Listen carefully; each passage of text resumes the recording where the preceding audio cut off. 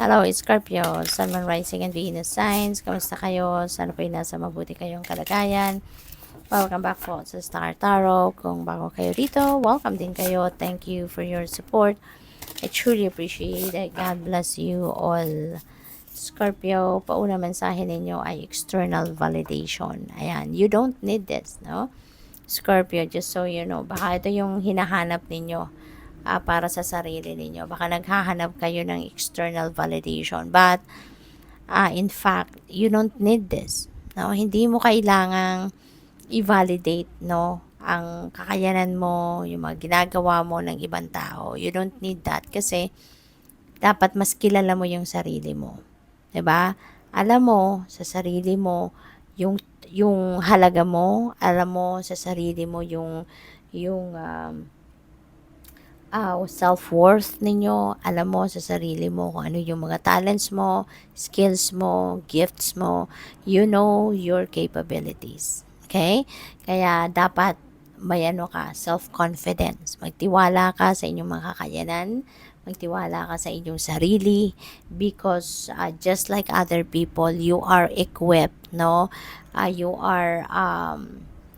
You have all it takes to be successful. Okay? Hindi mo kailangan na magpaalam sa iba.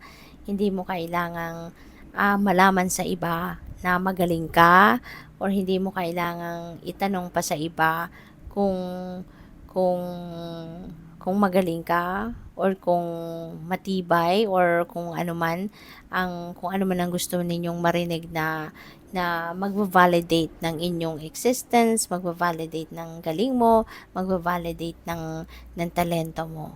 You know, because you know dapat no within yourself na you are gifted, 'di ba? You are given talents, skills, and gifts, no? Kaya katulad din ng iba, kaya mo din na magtagumpay. Okay? Isipin mo na kung kaya ng iba na magtagumpay, kaya mo din. 'Di ba? Kanya-kanya lang tayong diskarte dyan. Pero, wag mong iisipin na you are also lesser, lesser as a person, no? Compared to other people. Kasi pantay-pantay lang tayo. Okay? Walang mas superior sa atin. Lahat tayo binigyan ng biyaya ng universe, no?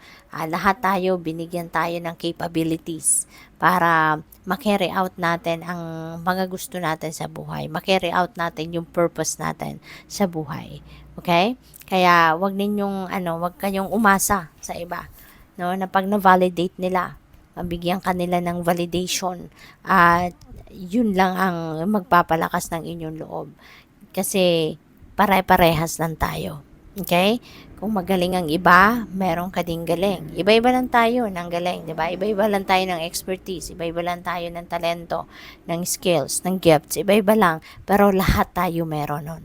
Kaya hindi mo kailangan ito. Okay? Kailangan mong isipin na you are amazing just like other people. 'Di ba? You are talented just like other people. Okay? So, what else?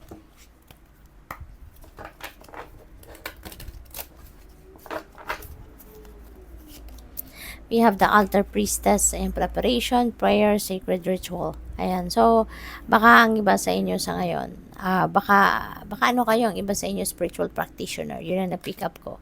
No? Baka nagpa-practice kayo ng baka miyembro kayo ng occult, yung ganon, no? Or kaya naggagawa kayo ng mga ritual, yung mga ganon, okay? So, baka ano din kayo, baka card reader din kayo, baka psychic din kayo, yung mga ganon ba? So, tignan natin, baka yun ang trabaho ninyo, no? Or maybe you are preparing for a ritual sa ngayon. Baka meron kayong special na ritual na gagawin. New moon, no, is coming up. Parang sa 25 yata, no? Pwedeng, if I'm not mistaken, maybe it's July 25, the new moon. So maybe you are preparing for that big night, no, ng new moon. Baka baka may gagawin kayong ritual. So, we have 4 of swords. Ayan. So, maybe ito din ang kailangan ninyo ngayon kasi baka lagi kayong pagod. Maybe you are physically, mentally exhausted, no? Kaya kailangan ninyo magpahinga. Maaari din na mayroon ditong mga kailangan pag-isipan, 'di ba? Desisyon, or baka kailangan mo ng diskarte lang, no? At baka napapagod na kayo sa kakaisip. Kaya ipagpahinga mo muna, take a break from that. Okay? Pahinga mo muna yung sarili para na mas makapag-renew ka ng yung sarili, makapag-rejuvenate ka, recuperate, then you will have clear clarity of mind. Okay? Mas magiging ma-relax ka at maging stress-free ka. Okay? Pwede rin ang iba sa inyo talaga. Baka may anxiety, burnout na kayo, energy drained, kaya kailangan lang din ninyo na magpahinga. Okay? So, what else? We have Page of Cups. Ayan, there is an invitation siguro na dadating dito para sa isang okasyon or invitation. Okay, may narinig ako na baka may invitation para sa inyo for a job interview. Okay? Baka ang iba sa inyo may in-apply ang trabaho and ngayon baka matawagan na kayo for interview. Possible din na baka meron ditong kung single pa kayo, no, baka meron dito mag-iimbita sa inyo for a date, no? Baka merong mabuong love connection dito between you and another person na yun ang ikakakilig ninyo. So, good luck sa iyo dyan. At pwede rin na meron dito okasyon for baka lang, yung simpleng salo-salo lang, or baka catching up lang, no? Catching up lang with friends or family na siguro matagal na kayo hindi nagkikita-kita. So, pwedeng ganun din ang kaganapan dyan. We have 7 of Swords. Ayan. So, mag-iingat kayo ngayon, Scorpio.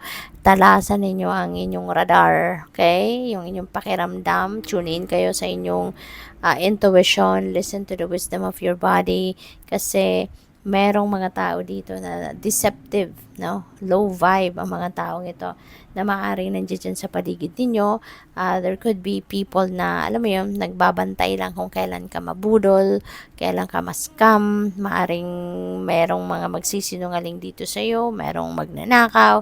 There could be someone na sneaky sa inyo, lalo-lalo na sa trabaho, no? Mag-iingat kayo. Okay? Talasan ninyo ang inyong radar kasi your intuition will surely send you a signal kung meron ditong something wrong with a person or baka merong nagpaplano ng hindi maganda, no? So, maaano ninyo 'yan. Mararamdaman ninyo na may discomfort kayong mararamdaman. Okay? So, what else? We have the world energy. Ayan. So, this is travel, no? So, baka ang iba sa inyo magbabiyahe for whatever reason. This is also a time for accomplishments, no? So, this is a successful period sa buhay ninyo kasi marami kayong pagtatagumpayan. Marami kayong accomplishment or achievement na maaaring makamit sa ngayon. Kaya, good luck sa iyo dyan and congrats.